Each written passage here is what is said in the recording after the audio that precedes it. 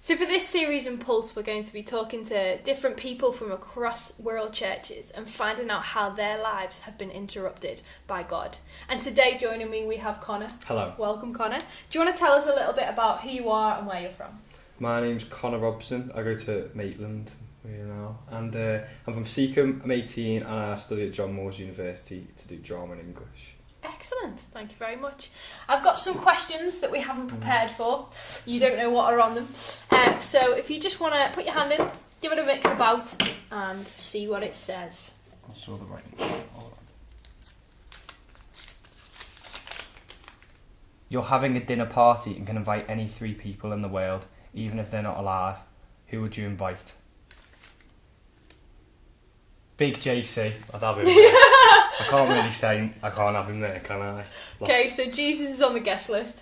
Who else? So I'm making it so it's not the Last Supper anymore. There's another one. Okay. Which is going to come to mind. I'd have Leonardo DiCaprio because I wanted to meet him and I never have.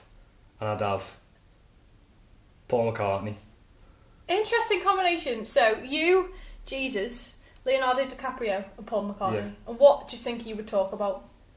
Oh, when you have celebrities or even like Jesus, you have them questions that they always dodge in interviews, and you sat there and you're thinking, I'd ask well better questions than this. And I think I've took probably my 3 biggest icons, and I'd be able to just ask them whatever I want. Excellent. The non-biblical ones, the curveballs, the ones you have to figure out yourself. I'd just ask them. Excellent. Amazing. Go on, we'll have one more question. I'll have this one. If you made it to the X Factor final and could sing with any artist, who would it be? Bill Withers, because I wouldn't kill myself trying to sing his range, and he's got a soulful voice, and I think it would work well. And people love Bill Withers. Excellent. I look forward to seeing that happen one day. Brilliant. So let's talk a little bit more personally about your life now that we've got the silly ones out of the way. So at what point in your life did you first encounter God?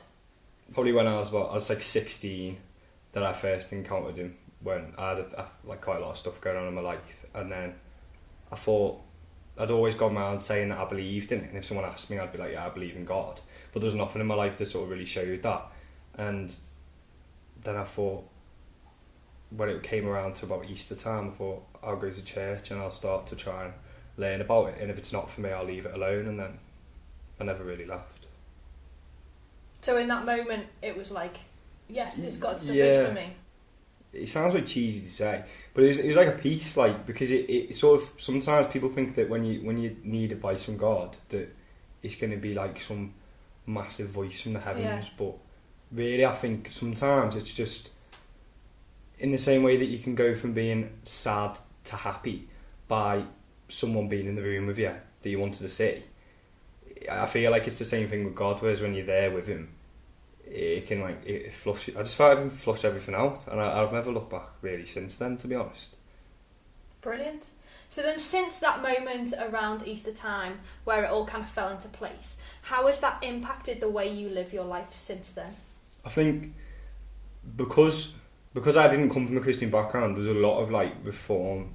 I had to change a lot of things, and I had to try and prioritise things in my life. And I think sometimes it's hard because you've had like 16, 17 years of like old habits that you've got to try and like get yourself out of, and because you're obviously a new Christian, it's hard for you to always recognise what's good for you and what's bad for you, and it took a good year, and it still goes on now because I'm still relatively new to it all, and it's like filtering it out, but it's all my family and all my friends don't share my faith really, so it's like a lot of the ones I see in university or in my home life outside of church.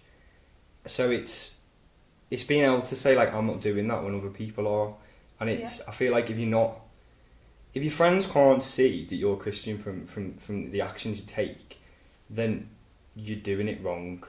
As hard as that may be, and you sometimes feel like you stick out like a sore thumb. Yeah. Sometimes the most important, like the most impact you can make with your faith is turning something down for yourself that you wanted to do, even if it's harder to do that. And I still do it every day, but I think I understand that it helps, and it helps you grow, and you keep growing. Brilliant. So obviously these videos are for the pulse groups. You've got people who are asking questions, people who do have a faith, people who don't, and are coming along because there's free food and the friends are there, whatever the reason is. What advice would you give to these people, these young people who are making choices about their future and may be pressurised by their friends as well? Well, I went to Pulse when I was like 11, before I was Christian, and I went for the lollipops just on wet break, just to get out the rain, because there's nothing else to do. But I think the important thing is to always ask questions, even if you're not a Christian, and even when you are. Like when I was in them early stages, I had a lot of bad habits to get out of from when I wasn't one. So, but I could only do that from asking questions. If you don't ask questions, you can't battle. You're sort of like what you know is Christianity and what other people have told you Christianity is, or what like the world sort of tries to present it as, that might not be really what people who are truly like Christians are living out in their life. And I think you've got to ask the questions and find out what it is for yourself, because even though certain people, you might see people who are 70, you might see people who are more your age who say they're a Christian, but really to really understand who God is, it's about you asking him questions and what works for you. I think that's what's quite beautiful about the Christian faith, that it's more of a relationship rather than like a book of rules. Yeah, that's great. That's a really brilliant piece of advice, is to just keep asking questions, whatever it is, wherever you are on that journey, is to keep going with that. Connor, thank you very much for sharing your thoughts with us, and thank you for your time. That's it.